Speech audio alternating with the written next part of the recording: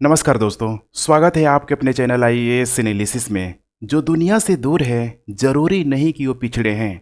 कभी कभी वो आखिरी बचे हुए हैं जिन्होंने प्रकृति से रिश्ता नहीं तोड़ा। पूरे विश्व में हर सभ्यता को विकास की जरूरत होती है, लेकिन कुछ संस्कृतियों को जिंदा रहने के लिए अकेले छोड़ा जाना ही उनका सबसे बड़ा अधिकार है। नॉर्थ सेंटिनली द्वीप की चुप्पी मानवता को याद दिलाती है कि हर दरवाज़ा खटखटाना जरूरी नहीं होता है। लेकिन इन विदेशियों को कौन समझाए कि इनकी एक छींक से प्रकृति के साथ जीने वाली पूरी की पूरी प्राचीन जनजाति का स्वाहा हो सकता है, खात्मा हो सकता है। जानेंगे विस्तार से पूरा का पूरा मामला क्या है। नए लोग हैं तो चैनल को सब्सक्राइब जरूर कर लीजिए। मामला क्या है, आप लोग इसे समझने की कोशिश कीजिए। 31 मार्च 2025 को एक अमेरिकी इन्फ्लुएंसर जिसका नाम है मिखाइलो विक्टोरोविच पेल्याको भारत के प्रतिबंधित नॉर्थ सेंटिनली द्वीप पर जाने के लिए पहले से बाकायदा पूरी प्लानिंग करता है। देखा जाए तो आजकल के जितने भी इन्फ्लुएंसर है, किसी भी कंट्री का ले लीजिए, अपनी वीडियो को वायरल कराने के लिए किस हद तक जा सकते हैं ये बताने की ज़रूरत नहीं है। खैर, जाने से पहले उसने पूरा का पूरा समुद्री जलधराव, हवा की गति जैसे ज़रूरी चीज़ों का बाकायदा स्टडी भी किया ताकि सफ़र में कोई रुकावट नहीं आए। सबसे पहले वह पहुंचा अंडमान के पोर्ट ब्लेयर। चूँकि यहाँ पे देखेंगे तो सारी होटल जो भी फैसिलिटी है यहाँ पे पोर्ट ब्लेयर में देखने के लिए मिल जाएगी।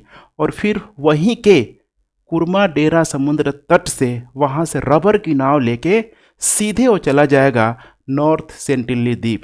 यहाँ पे है नॉर्थ सेंटिनली द्वीप। इस द्वीप की दूरी देखा जाए तो पोर्ट ब्लेयर से लगभग 64 किलोमीटर, अराउंड 60 किलोमीटर के आसपास है। करीब ये जो द्वीप है पूरा का पूरा 60 वर्ग किलोमीटर में फैला हुआ है। भारत की मुख्य भूमि से अगर इसकी दूरी की बात किया जाए तो लगभग ये 1200 किलोमीटर है मुख्य भूमि से। वहाँ किनारे पहुंचकर लगभग 1 घंटा वही बिताता है। और बिताने का कारण यही था कि ताकि उसको कुछ सेंटिनली जनजाति के लोग दिख सके, ताकि उनका वो वीडियो बना सके और उस वीडियो को दिखा सके पूरे के पूरे अपने समाज में, पूरे पूरे विश्व में। लेकिन जब काफ़ी देर तक ये वेट करता रहा, कोई नहीं दिखा, तो सीटी भी मारा ताकि उनका अटेंशन मिल सके। इस घटना का पूरा जो वीडियो भी रिकॉर्ड किया और वहाँ के रेत नमूने लेकर लौट आया। सोचिए, वीडियो भी रिकॉर्ड किया ताकि वो बता सके, देखो मैं पहला इंसान हूँ मंगल ग्रह पे आ चुका हूँ। लेकिन लौटते लौटते उसने वहाँ पर कुछ अपनी वस्तुएं छोड़ दी। कह रहा है, अभी देखेंगे सीआईडी जब इन्वेस्टिगेशन में पूछेगी तो बोलेगा कि मैंने वहाँ के लोगों के लिए एक कुछ कोक की बोतल और नारियल पानी भी छोड़ दिया है। वापसी के दौरान उसे स्थानीय मछुआरों ने देख लिया और उन मछुआरों ने तुरंत जाके यहाँ पे फ़ौरन पुलिस को सूचना दे दी। पुलिस ने इस अमेरिकी इन्फ्लुएंसर को हिरासत में ले लिया और उसके बाद से मामला चला गया सीआईडी के पास। बहरहाल देखा जाए तो 24 वर्षीय अमेरिकी इन्फ्लुएंसर को सीआईडी के द्वारा पूछताछ की जा रही है। पुलिस ने उसके पास से गोप्रो कैमरा, जो कि बहुत ही हाई क्वालिटी का कैमरा होता है, जिसमें नॉर्थ सेंटिनल द्वीप पर उतरने का वीडियो एज एविडेंस मिला हुआ है। इसके अलावा उसके पास कुछ वस्तुएं मिली हैं, जैसे कि एक हवा भरी नौका और एक साथ साथ आउटबोर्ड मोटर भी मिला हुआ है, जो कि तैरने वगैरह में काम आता है या फिर ठीक है समुद्र में उतरने के लिए काम आता है, ताकि रास्ता आसान से आसान बनाया जा सके। लेकिन आप लोगों को जानकर बहुत आश्चर्य होगा, जांच में पाया गया, इन्वेस्टिगेशन में पाया गया कि वह पिछले साल भी अक्टूबर 2024 में ऐसा कोशिश कर चुका है। देख पा रहे हैं, मैं पहले भी ऐसा कोशिश कर चुका हूँ। ये अपने आप में देखा जाए तो प्रेजेंट टाइम में इन्फ्लुएंसर किस हद तक जा सकते हैं अपनी वीडियो को वायरल कराने के लिए, एक बहुत बड़ा एग्जाम्पल यहाँ पे दिखा रहा है। खैर, पुलिस ने बताया कि उसकी गिरफ्तारी की जो सूचना गृह विभाग को, होम डिपार्टमेंट को दे दी गई है, ताकि विदेश मंत्रालय और अमेरिकी एम्बेसी को यहाँ पर इसकी सूचना दी जा सके। इस मामले में उसके खिलाफ विदेशी अधिनियम 1946 और अंडमान और निकोबार द्वीप संशोधन नियम 2012 के तहत उसके खिलाफ एफआईआर तक दर्ज किया गया है। वहीं देखा जाए तो पुलिस का कहना है कि आरोपी ने इसी साल, देखिए अपने आप में कितना हास्यास्पद है, पुलिस बोल रही है जब इन्वेस्टिगेशन कर ली कि इसने इसी साल जनवरी में बाराटांग द्वीप की भी यात्रा की हुई थी। यहाँ पे देख पा रहे हैं अंडमान निकोबार में मिडिल साइड में आपको देखने के लिए मिल जाएगा बाराटांग आइसलैंड, और वहाँ के जारवा जनजाति के लोगों की अवैध तरीके से इसके द्वारा वीडियोग्राफी भी की गई थी। ऐसा देखिए नहीं है, आपको समझना पड़ेगा कि इन जनजातियों से मिलने की कोशिश पहली बार हुई है। पहले भी हो चुकी है कि नॉर्थ सेंटिनल द्वीप से संपर्क करने की कोशिश, कैसे इन जनजातियों से मिला जाए।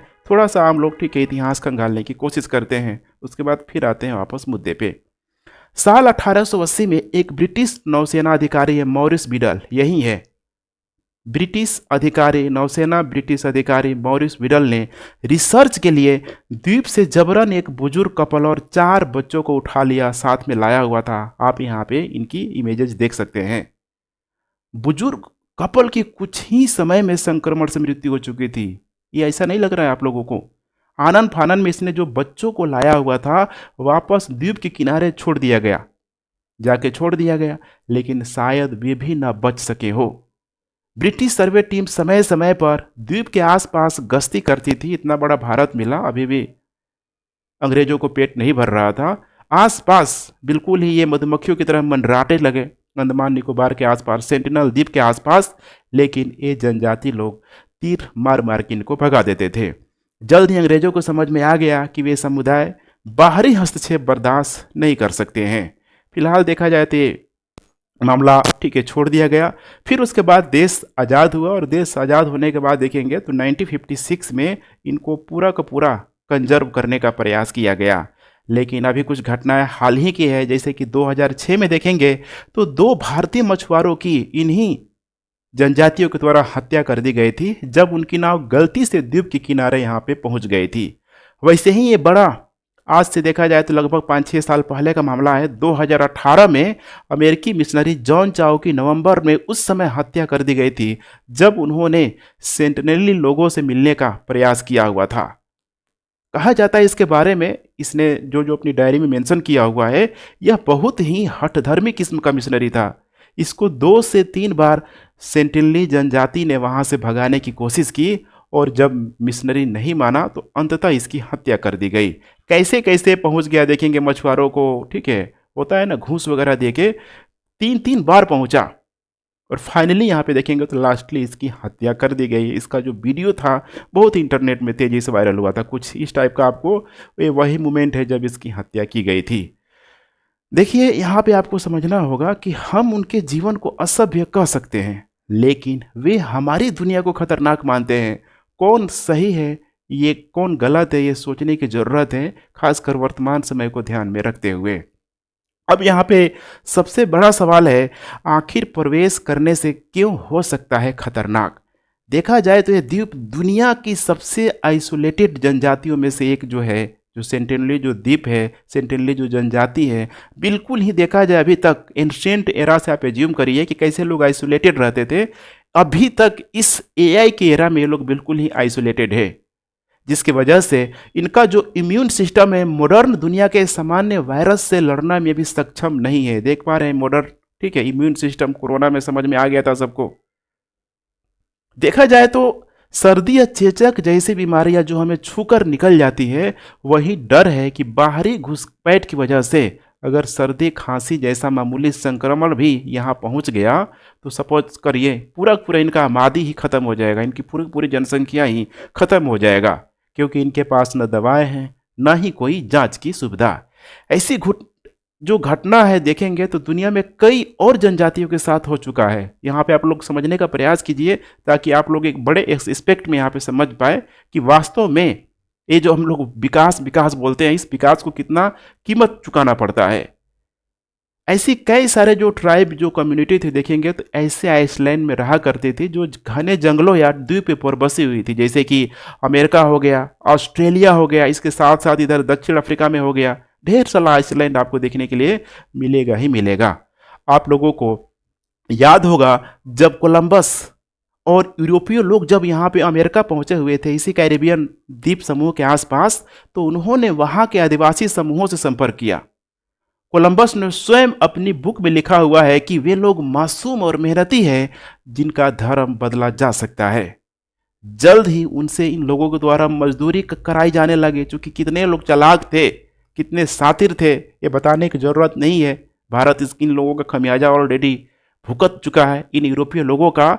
इस बीच देखेंगे तो कोलंबस और इनके साथियों के माध्यम से, चूंकि ये लोग तो गया था यूरोप से गया हुआ था, जिसकी वजह से इन जनजातियों में इनके माध्यम से देखेंगे तो फ्लू और चेचक जैसी बीमारियां पूरी आबादी में फैल गई, जिससे वहाँ की जो ताइकू जनजाति थी पूरी तरीके से इन्फेक्टेड हो गई।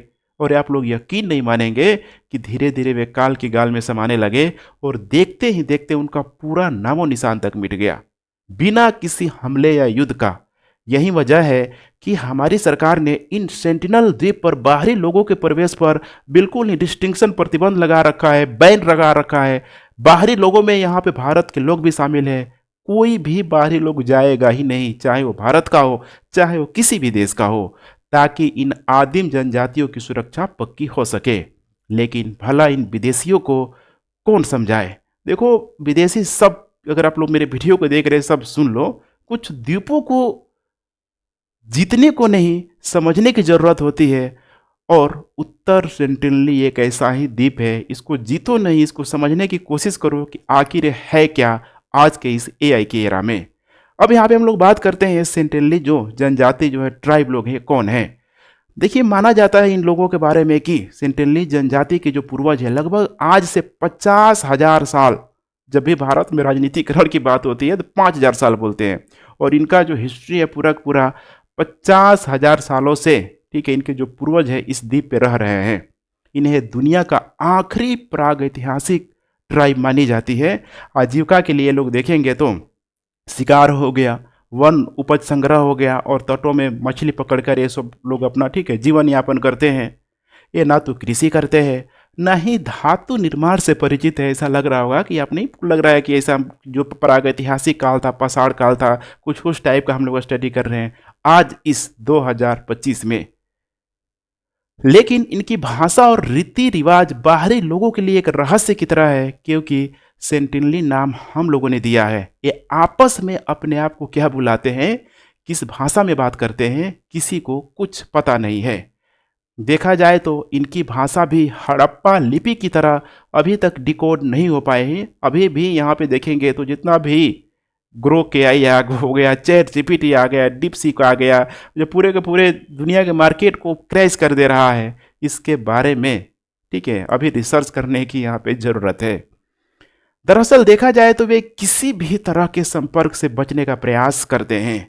इस द्वीप के बारे में बहुत सारे जो रिसर्चर हैं उनका कहना है कि ये लोग पहले पीठ के बल पे बैठकर जो भी वहां जाता है, उस द्वीप में पहुंचने की कोशिश करता है, वे उसको इशारा करते हैं कि भाई यहाँ प्रवेश नहीं करो। और फिर जब वे लोग मानते नहीं है तो फिर पूरा पूरा तीर धनुष का मान लेके ये पूरी तरीके से अटैक कर देते हैं।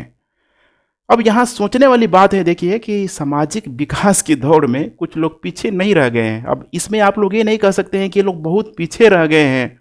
पीछे रहने का मतलब आपको समझना होगा, यहाँ पे फिलोसफिकल वे में भी समझेंगे तो आपको समझ में आएगा, बल्कि उन्होंने दौड़ से इनकार किया है। यही है सेंटिनल लोग। अब यहाँ पे आइए और बात करते हैं हम लोग। खैर, देखा जाए तो साल 1956 में भारत सरकार के द्वारा उत्तरी सेंटिनल द्वीप को अंडमान एवं Nicobar protection of original tribe regulation, इसी को ANPATR भी बोलते हैं, और सेंटिनली जनजाति को विशेष रूप से यहाँ पे PBTG particularly vulnerable tribal group के रूप में सूचीबद्ध यहाँ पे किया गया है। और इसके 3 समुद्री मील, लगभग देखा जाए तो 5 किलोमीटर के दायरे में, यहाँ पे 5 किलोमीटर के दायरे में देखेंगे, ऐसा अगर द्वीप बसा हुआ है तो 5 किलोमीटर के दायरे में किसी भी यात्रा पर प्रवेश पर प्रतिबंध लगा दिया गया है और द्वीप के लोगों को पूरी तरीके से आज़ाद छोड़ दिया गया है। इसी को बोला जाता है आंखें खुली रखो और हाथ न लगाए की नीति भी। अब वे कानूनी तौर पे देखा जाए तो बाहरी दुनिया से सुरक्षित हैं, और कोई भी अगर उनसे संपर्क करने की कोशिश करेगा तो उसको गिरफ्तार कर लिया जाएगा, जैसे कि हाल ही में इस अमेरिकी इन्फ्लुएंसर को किया गया है। देखा जाए तो भारत सरकार का यह कदम बेहद ही सराहनीय है, क्योंकि देखिए, सांस्कृतिक विविधता का सम्मान तभी भी यहाँ पे सच्चा होता है जब हम दूसरों की चुप्पी को भी उनकी भाषा मान ले। अब बात करते हैं यहाँ पे हम लोग उनकी जनसंख्या की। माना जाता है कि सेंटिनली लोग समूहों में रहते हैं, बिल्कुल ही ज्वाइंट फैमिली की तरह। उनके पास रहने के लिए 2 तरह के घर हैं। बड़े परिवारों के लिए कई यहाँ पे चूल्हों वाली बड़ी सामुदायिक झोपड़ियाँ हैं, जबकि लोग यहाँ पे अस्थायी घरों में भी रहते हैं। पेड़ वगैरह में लोग सोते होंगे। इनकी कुल आबादी देखा जाए तो करीब 500 के आसपास होने का अनुमान है, अर्थात देखा जाए तो पहले से इनकी आबादी पूरी तरीके से घट चुकी है। यहाँ की जो जनजातीय महिलाएं होती हैं, यहाँ पे एक महिला को दिखाया गया है, देख पा रहे हैं यहाँ पे, देखेंगे तो अपनी कमर, गर्दन और सिर के चारों ओर फाइबर की डोरी बांधती है। पुरुष भी देखेंगे तो यहाँ पे हार और खासकर हैंडबैंड पहने नजर आते हैं, लेकिन कमर पर खासकर यहाँ पे आप लोग देख पा रहे होंगे मोटी बेल्ट के साथ, ठीक है, लोग यहाँ पे टाइट बांधते हैं।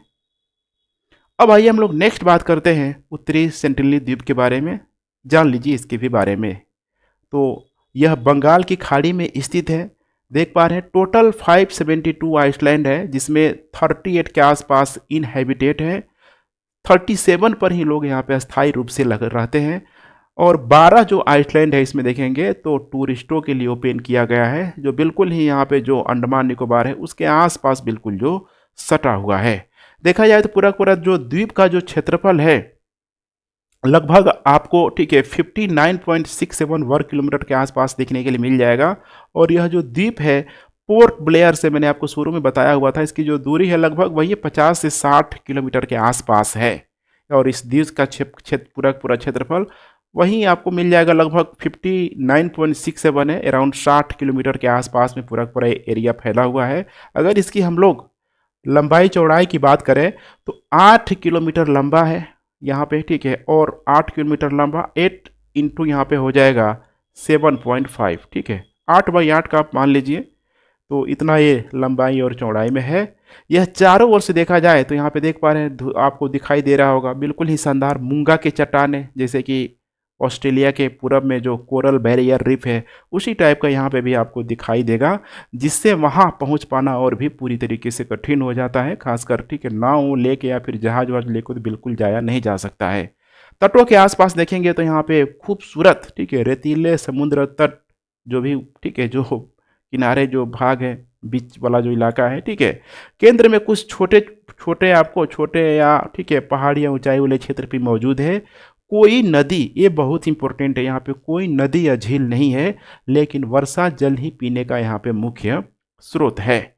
यहाँ देखा जाए तो वर्षा मुख्य रूप से दक्षिण पश्चिम मानसून के दौरान ही होती है, क्योंकि इसका जियोग्राफिकल लोकेशन ऐसा है कि नीचे अगर सपोज करिए कि अगर साउथर्न हेमिस्फीयर पे अगर, ठीक है, अगर मानसून वहाँ पे ऑस्ट्रेलिया अगर हम बारिश हो रही है तो उसके छींटे यहाँ भी पड़ना स्वाभाविक है, इधर ऑस्ट्रेलिया, ठीक है, और दूसरी तरफ दक्षिण पश्चिम जो मानसून होगा इसके वजह से भी यहाँ बारिश हो जाती है।